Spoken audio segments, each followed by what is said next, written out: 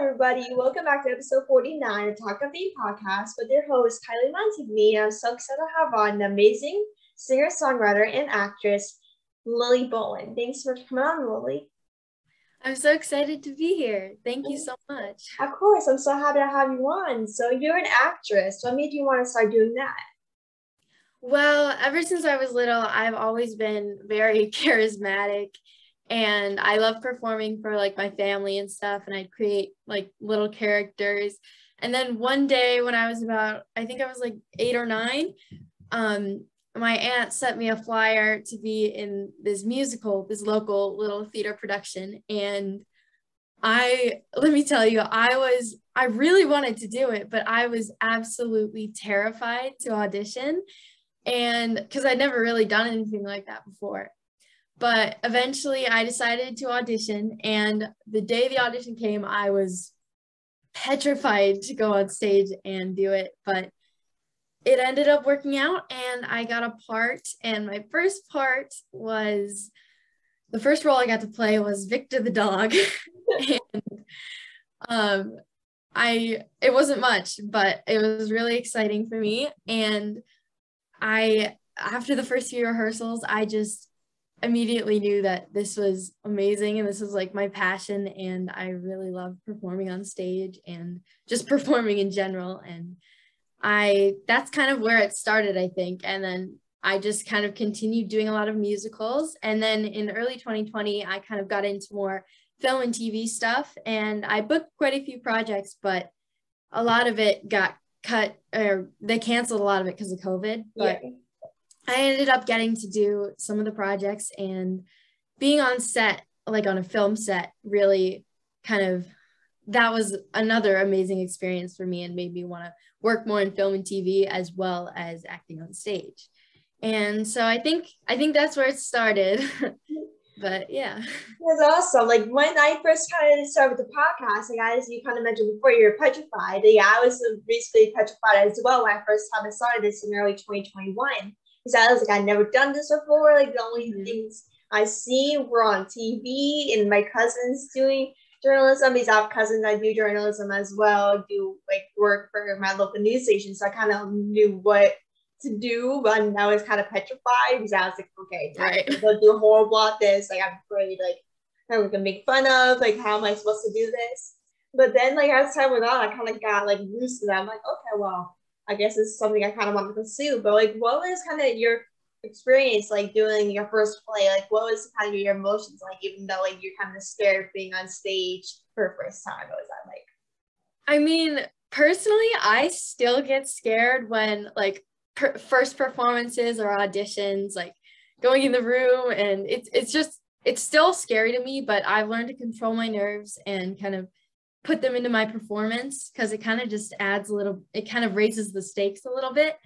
And I think my first experience like on stage and stuff for performing really like professionally, like I said, I was really nervous, but like once I got into it, it was just so easy and so natural, and I was having the time of my life. So, and I think it shows when I'm performing, because I'm just really happy to be there. So yeah, for sure. And like as like kind of you started acting like 2020, really when everything kind of shut down, like that means you couldn't really do roles and all those things. That's really sucked the most, is that we couldn't do things we're usually doing and want to pursue. But like, what was kind of the toughest kind of part for you as the kind of pandemic hit and you couldn't really do things as you basically regularly do on an everyday life? Like you couldn't go out of the house. So, like I'm sure for you as well, like I kind of thought, like what are we supposed to do? Like how am I supposed to control myself? Like how are we supposed to keep up with ourselves? Like what was kind of like for you to kind of control yourself and figure out what to do during this whole like kind of pandemic? Well, the pandemic definitely like slowed down things for my career and stuff, because I was just really getting started and getting momentum into like the film and TV industry. And I was booking things, I was getting a lot of auditions and callbacks and stuff. And then just COVID hit and kind of swept that out the window. But I mean, I think it really gave me a chance to think about what I wanted to do, be more creative. And I wrote a lot of parodies, and I started songwriting during like quarantine and stuff. So that kind of, I started to write a lot more, and kind of, as an actor, I think it's important to, I don't know, I really like a lot of things that are creative. So acting, singing, songwriting, it kind of all goes together for me. And I think COVID gave me a lot of time to be with myself and kind of be in my element. I don't know. But also COVID gave me more opportunities to do self-tapes, since all like the in-person auditions shut down. And since I live in Michigan, there's most of the opportunities for big film and TV stuff is in LA or New York, or all like the hot spots for the industry. Yeah. And like being in Michigan, it was kind of inconvenient for me to audition for those things, and they wouldn't normally see people like me. But because of COVID, self-tapes were introduced because people couldn't go in and audition like in the room with the casting director. And that actually gave me a lot more opportunities. And now self-tapes have become kind of the new norm in the industry. Yeah. Is kind of nice because it gives me more opportunities. And so, I mean, maybe it was just a blessing in disguise. I don't know. Yeah. But I mean, yeah, I mean, obviously no one wanted COVID to happen, but I'm grateful that I did okay, and that it didn't like make me want to stop or give up on my career. And I ended up getting lots of opportunities still, which is good. Yeah, for sure. Guys, like kind of COVID hit. I think this is for you as well. Since we had a lot of time, like we couldn't do anything, stay at home, depending on where you live, depending on the state or country you live in, is different for everyone. So it's obviously depending where you can go outside. So there's different restrictions in every state and country. It's like, I think mostly for everyone, the most important thing people kind of discover is like their work, and they like came up with work they never knew they're kind of passionate about, and kind of focus on their work. Most importantly, that's kind of what I focused on. I was literally talking about this with my cousin yesterday. He's like, oh, Kylie, like you need to focus on schoolwork and sleep. Like you haven't been getting sleep. Like Kylie, you need to focus on first. I'm like, well, how am I supposed to do work if I have, do you have any advice on that? Like, I can't, do things. And that's because I've been staying up to, 11:30 at night doing the podcast, writing into the podcast, or just, at least I'm writing a book right now, so I've been writing a book and stuff. So it's been a little crazy. He's like, Kylie, you need to go to bed earlier. I'm like, well, it's kind of not my fault. I have a lot of ideas coming in. But, when you are coming up with ideas, either if it's for acting or singing, songwriting, or this role they kind of are coming up with, when you're reading for auditions, when you are reading for auditions, how do you know what role you want to play? How do you really connect with the characters that you want to portray? Well, I mean, usually first when I get an audition, I will read the character description and try to connect things about me, personally, with the character that we have in common and that we share, so I can kind of embody the character more. And I mean, embodying the character, it's kind of hard to explain. Yeah, there's so many. I really like to play all sorts of different kinds of characters, because it allows me to kind of step away from myself and try to imagine what it would be like in other people's shoes, and really kind of live another life. I don't know. It's really, it's interesting for me, because I get to learn and have new experiences and learn about experiences that people might have had. And yeah, I think it's, I don't really know what to say here, but you just like to learn new things, basically. Yeah, it's cool. And I like to be able to express the character and make people feel things. And I want to express my love for it to the audience and make them love it too. Oh, that's awesome. So you got to play a role in A Miracle in Christmas. So I was for you to do that. So I played Lydia, the daughter of the daughter in Miracle on Christmas, and that was right before COVID hit. We started filming that, and I that was my first experience on like a film set. And I was really, really nervous at first. But it was just such a great experience. I met so many amazing new people. I made connections. I learned so much. Like and it kind of also made me love it even more, because being on a film set is a lot different from like being on stage, just auditions and stuff like that. So really kind of being there and seeing it all come together and being behind the scenes and working with all these other amazing actors really just made me even more passionate about it. And it was a really great experience overall. Oh, for sure. Like, do you have anyone that kind of stuck out to you that you worked with, like throughout your career, either as like a singer-songwriter or an actress? And do you have anyone that kind of stuck out to you the most, like kind of meant the most to you that you worked with? Well, in Miracle on Christmas, I acted with my the two other child actors who are on set with me, Braden Eaton and Ethan Matthias. We all got really close together, and we were like, there's a teacher on set, and we all had to like do set school, which was actually pretty fun. And I'm glad I met them, because I'm still in contact with them today, and they're really great actors and they inspire me. So that's... Oh, for sure. Like friends that you really meet on set or through like Zoom or like through in general, like those are just people that are meant to be in your orbit. Like whatever, like people around your age, you're able to kind of commit more, like kind of connect more and kind of gain more like friendships with them. Like if you work with someone or like twice your age, like an adult or something, kind of not, it doesn't really bond with them the most of the time. You're just like, hi, how you doing? But then like when you're around people like your age, like 15, 16, 17, around there, like you're able to kind of connect with them more and kind of gain a little more kind of confidence with them, I would say. Yeah, it's really cool, because I was like, in my school, there's not really anybody else who does acting or is passionate about acting kind of like I am. And it was really cool to share the experience with them, because we were so alike and we were kind of all in the same boat as child actors who were passionate about it. And it's really cool to kind of meet your people. And yeah. Yeah, absolutely. So you're also a part of the Cooler Crew. What was it like for you to film that and work with cast?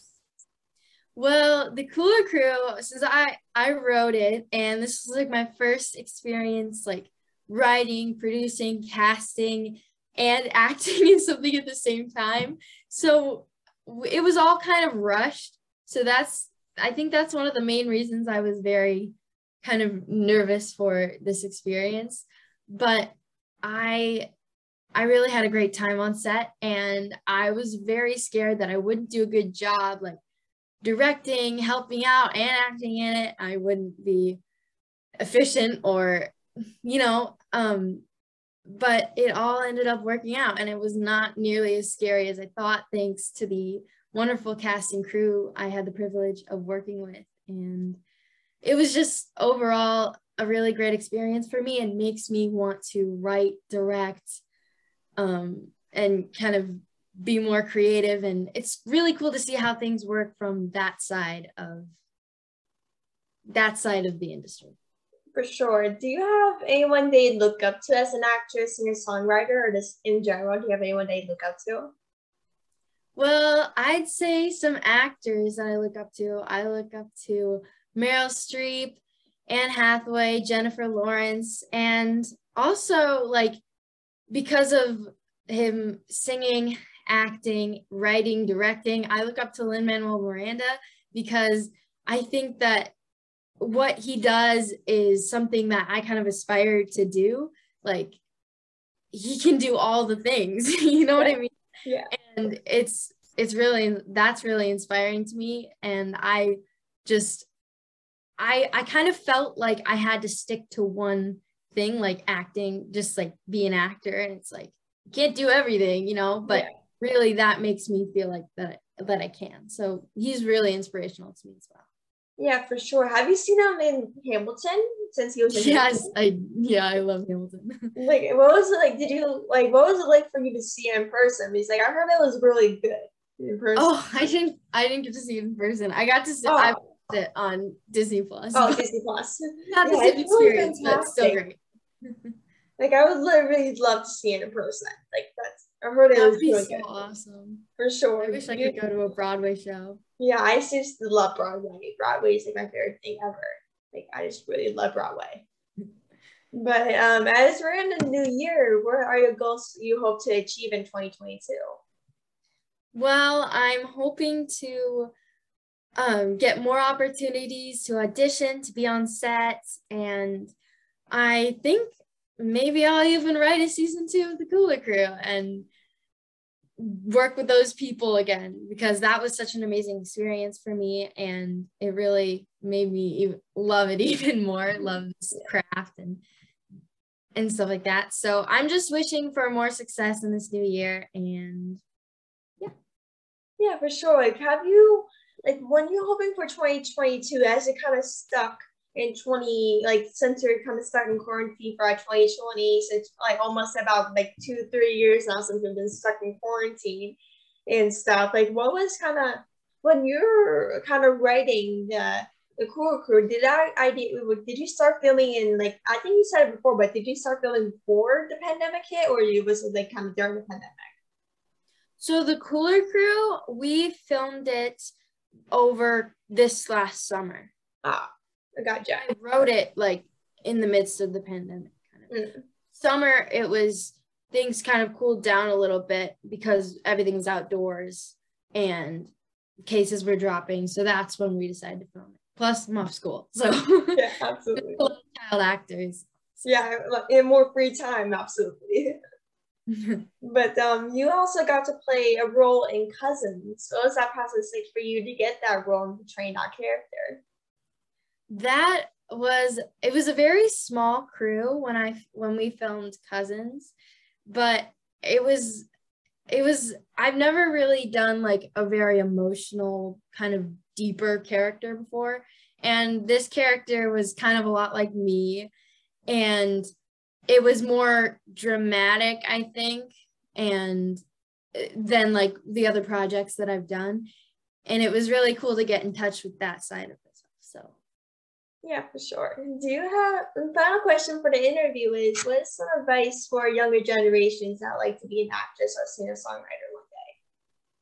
Well, I think the biggest like thing that was hardest for me was not giving up, because it's a really long journey to get to like a professional level. Like, there's so much you need to do. You need to go into acting classes, you need to sign up for auditioning sites, and try your best to get agents, managers, and it's just a whole long journey, and you deal with a lot of rejection, and that's one of the hardest parts, I think, for me. Yeah. But I've learned, because if you really love it, you'll stick at it, and I've learned that not everything's going to be right for me, and I just got to wait for my time, and everything happens for a reason. So just the main thing I'd say for younger generations is to not give up. Yeah, for sure. Yeah, as time went on with the podcast, I'm like, okay, like at one point I was like, okay, this interview sucked. I can't do this anymore. Like, this is not how I wanted it to be. Like, one time I was like, okay, I'm gonna take this time off. Like, I think I need a break. Like, think like if I still want to do this podcast or not, because I did not enjoy it right now. Like, this is something I do not love right now.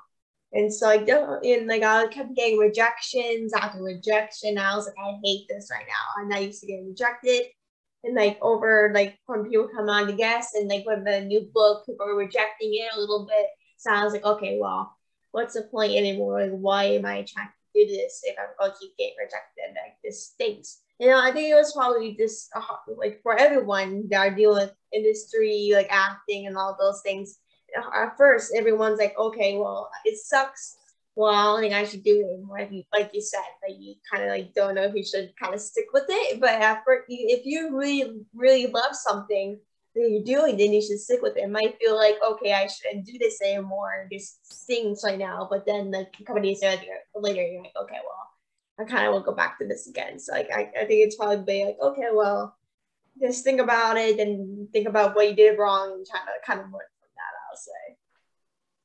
And so, I just want to thank you so much for coming on the podcast. It was so great speaking with you. You're amazing. You must speak soon for sure. You are too. Thank you so much. Have a good rest of your day.